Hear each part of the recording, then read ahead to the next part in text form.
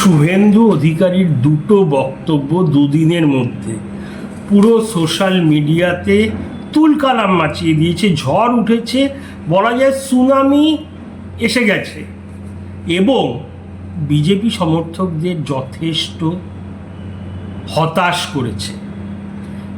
আসছি বিশ্লেষণে, আগে দেখুন দুটি বক্তব্য। আপনি 25,000-এর মার্জিনের কথা বলছেন, আরো বেশি। আমি প্রথম দিন বলেছিলাম যে আমি আশাবাদী, কিন্তু আমি এখনই এগুলো বলছি না, এটা জনগণের উপরে ছেড়ে দিচ্ছি। আমি প্রথম দিন উৎসাহিত হয়ে আশা করেছি এবং আমার আশা নিশ্চয়ই পূরণ হবে। আমি শুভেন্দু অধিকারীর দুটো বক্তব্য দুদিনের মধ্যে পুরো সোশ্যাল মিডিয়াতে তুলকালাম মাচিয়ে দিয়েছে, ঝড় উঠেছে, বলা যায় সুনামি এসে গেছে এবং বিজেপি সমর্থকদের যথেষ্ট হতাশ করেছে। আসছি বিশ্লেষণে, আগে দেখুন দুটি বক্তব্য। দেখলেন তো, প্রথমে উনি ভবানীপুরে গিয়ে বলেছিলেন 25,000 ভোটে মমতা ব্যানার্জিকে হারাবেন এবং একটা উদ্যম এসে গেছিল সমর্থকদের, কর্মীদের মনে, একটা কনফিডেন্স, একটা আত্মবিশ্বাস। কিন্তু ঠিক দুদিন পরেই উনি পুরোপুরি ভোল পাল্টান। উনি বলেন, প্রথম দিন এসে বেশ উজ্জীবিত ছিলাম, তাই বলেছিলাম, এবং তবে এখন ওরকম বলছি না, তবে জনগণের উপর ভরসা আছে। আপনারা শুনলেন, কিন্তু দুটি ক্ষেত্রে বডি ল্যাঙ্গুয়েজের তফাৎটা বিশাল। প্রথমে ওনাকে যতটা কনফিডেন্ট লাগছিল, আত্মবিশ্বাসী লাগছিল, দ্বিতীয়বার যথেষ্ট ম্রিয়মান, একটু চুপসে গেছেন মনে হলো। এই ব্যাপারটা চোখ এড়ায়নি তৃণমূলের বড় নেতা থেকে মাঝারি ছোট কর্মী সমর্থক এবং বিশেষত ডিজিটাল যোদ্ধারা সারা দিন সারা রাত এই ভিডিও দেখিয়ে, এই ক্লিপগুলো দেখিয়ে প্রচার করেই যাচ্ছে যে শুভেন্দু অধিকারী বুঝে গেছেন ভবানীপুরে কিছু করতে পারবেন না, বিশাল মার্জিনে হারবেন। মমতা ব্যানার্জি ঘরের মেয়ে, যেটা ঠিক, এবং মমতা ব্যানার্জি এখানে হারেননি, ওটাও ঠিক। তাই শুভেন্দুবাবু এখন পালাবার পথ খুঁজছেন ইত্যাদি। এবং এটা সত্যি, এই কনফিডেন্সের অভাবটা প্রচণ্ডভাবে নাড়া দিয়েছে বিজেপির সোশ্যাল মিডিয়া হোক বা রিয়েল লাইফ, মানে যারা পথে ঘাটে প্রচার করে তাদের মধ্যে। কারণ মোদিজি, অমিত শাহ এখানে আসেন প্রচার করতে, ওনারা খুব জনপ্রিয় পপুলার ব্যক্তি, কিন্তু এটা অস্বীকার করার কোনো উপায় নেই যে শুভেন্দু অধিকারী প্রধান মুখ বিজেপির জন্যে পশ্চিমবাংলায়, প্রচারের প্রধান মুখ। পুরো বাংলা চষে বেড়ান, দিনে 3-4টে করে জনসভা, পথযাত্রা, রোড শো, 5-6বার ইন্টারভিউ দেন মিডিয়াকে। মানে উনি ইন্টারভিউ দিলে সব ছেঁকে ধরে ওনাকে, এতটাই ওনার জনপ্রিয়তা, ওনার চাহিদা, ওনার ডিম্যান্ড, যা ইচ্ছা বলুন। তো উনি যদি এরকম কথা বলেন তখন একটা প্রভাব তো পড়বেই। যদি এখন অমিত শাহ যিনি বলেন 2/3 মেজরিটিতে জিতবো, 200 পাবো, ওনার মুখে যদি অন্য ভিন্ন কথা শোনা যায়, তখন যেন একটা প্রভাব পড়বে। ঠিক ওরকম প্রভাবই পড়ে শুভেন্দু অধিকারীর কোনো বক্তব্যে।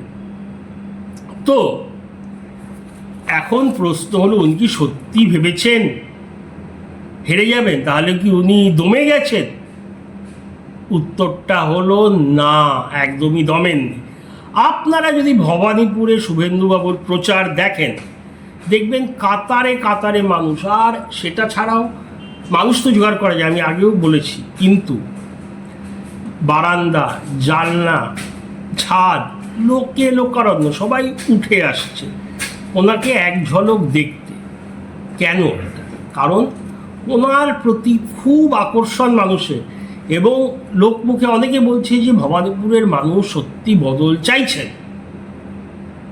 অনেকে বলছেন কারা কারা অত্যাচার করেছে, আমি নাম নিতে চাই না, কারণ তো আমার কাছে কোনো প্রমাণ নেই, অভিযোগকে তো ওরমভাবে বলা যায় না। তবে বলা যায় একটি পরিবারের লোকজনের অত্যাচারে অতিষ্ঠ ভবানীপুরের সাধারণ মানুষজন, তো বদল চাইছেন। তাহলে শুভেন্দু অধিকারী হঠাৎ পিছপা হলেন কেন? ওনার ওই 25,000-এ জিতবো এই বক্তব্য থেকে সরে এলেন কেন?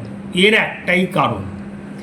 দেখুন, নন্দীগ্রাম আর ভবানীপুর এক না, দুটোই বাংলার বিধানসভা আসন, কিন্তু এক জায়গার লোক আরেক রকম, আরেক জায়গার লোক একরকম, কালচার আলাদা। যেটা নন্দীগ্রামে বলা যায়, যেটা শুনলে লোকের জেগে উঠবে, আরও জোশ আসবে, ঠিক সেইভাবে কথা ভবানীপুরে বলা যায় না। ভবানীপুর নিয়ে মমতা ব্যানার্জি একটা কথা বলেছিলেন, ওটা মিনি ইন্ডিয়া, সেটা সত্যি। বিভিন্ন রকম মানুষের সমাবেশ, সে গুজরাটি বলুন, রাজস্থানী বলুন, জৈন বলুন, বিহারি বলুন, পাঞ্জাবি বলুন, আর অবশ্যই প্রচুর বাঙালি, তো মিশ্র পপুলেশন এবং যথেষ্ট উচ্চশিক্ষিত এলাকা। তাই যেটা আত্মবিশ্বাস বা কনফিডেন্স বা রণহুঙ্কার অন্য জায়গায় লাগবে, বিশেষত গ্রামীণ, মফস্বল, শহরতলিতে, যে এত ভোটে জিতবো, হারিয়ে দেবো, গুড়িয়ে দেবো, সেটা কিন্তু ঔদ্ধত্য, গর্ব, অহংকার, দর্প মনে হতে পারে ভবানীপুরে। এবং এই যদি কেউ এরকম একটা ইমেজ চলে আসে সামনে, যে আমি এসে ঘরের মেয়েকে উড়িয়ে দেবো, 25,000 ভোটে হারিয়ে দেবো, কোনো ব্যাপার না, এইটা কিন্তু বিরূপ প্রভাব, অ্যাডভার্স এফেক্ট ফেলতে পারে জনগণের মধ্যে। এটা বোধহয় শুভেন্দুবাবুর ভোট কুশলীরা বলেছেন ওনাকে, তাই উনি একটু টোন ডাউন, ইংলিশে যাকে বলে, নিজের ওই কথা বলার ভলিউমটা একটু কমিয়ে, একটু নম্র, একটু কি বলবো, কোনো অহংকার নেই এমন একজন ব্যক্তি হিসাবে নিজেকে প্রজেক্ট করছে, যাকে ইংলিশে বলে হাম্বল, বিনয়ী। তাতে মানুষের ভালো লাগবে। কারণ মমতা ব্যানার্জি সবসময় একটা দম্ভ আছে, আমি আমি আমি সব, তার একটা উল্টো ইমেজ তৈরি করা, মানুষের আরও কাছের হয়ে যাওয়া, আরও আপন হয়ে যাওয়া, এটাই শুভেন্দুবাবুর রণকৌশল ভবানীপুরে। উনি একদমই আশা ছাড়েননি ভবানীপুরে, রোজ পড়ে আছেন, লোকের সাথে দেখা করছেন, লোক জড়িয়ে ধরছে ওনাকে।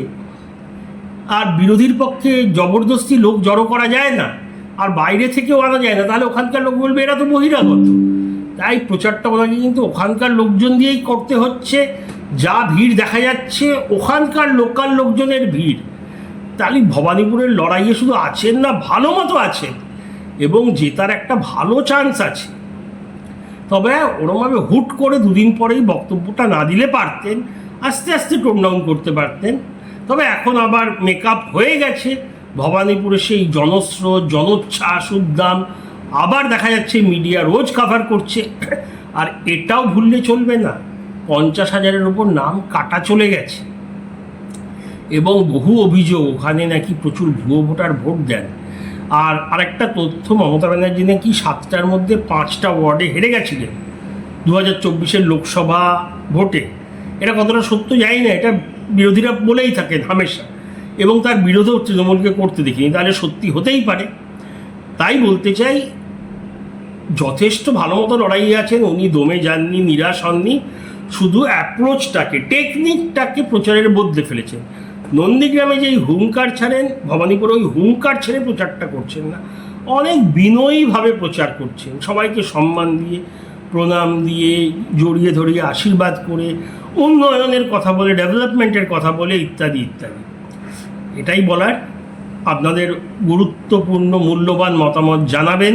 আমি আশিস সেনগুপ্ত, ইংলিশ টিচার এবং রাজনৈতিক বিশ্লেষক। এখানেই থামলাম। জয় হিন্দ, ভারত মায়ের জয়, টাটা।